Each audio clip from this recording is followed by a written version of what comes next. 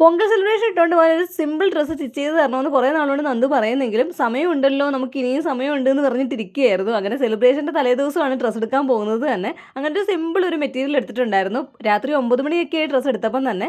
പിന്നെ വീട്ടിൽ വന്ന് ഒന്ന് ഫ്രഷ് ആയി സ്റ്റിച്ച് ചെയ്യാനൊക്കെ തുടങ്ങിയപ്പോൾ തന്നെ 12 മണിയായിട്ടുണ്ടായിരുന്നു. ഡേ ഡ്യൂട്ടി കഴിഞ്ഞ് വന്ന ദിവസം ആയതുകൊണ്ട് തന്നെ അധികം സ്പീഡിലൊന്നും ചെയ്യാൻ നിന്നില്ല. കുറച്ച് റിലാക്സ് ആയിട്ട് പാട്ടൊക്കെ കേട്ട് ഇടയ്ക്ക് കുറച്ച് സ്നാക്സും ഒക്കെ കഴിച്ച് അങ്ങനെയൊക്കെയാണ് തയ്ച്ചെടുത്തത്. ഓണത്തിന് അയച്ചൊരു പാവാടയും ബ്ലൗസും ഒന്ന് രൂപം മാറ്റി ഒരു ഫ്രോക്ക് ആക്കി എടുത്തിട്ടുണ്ടായിരുന്നു.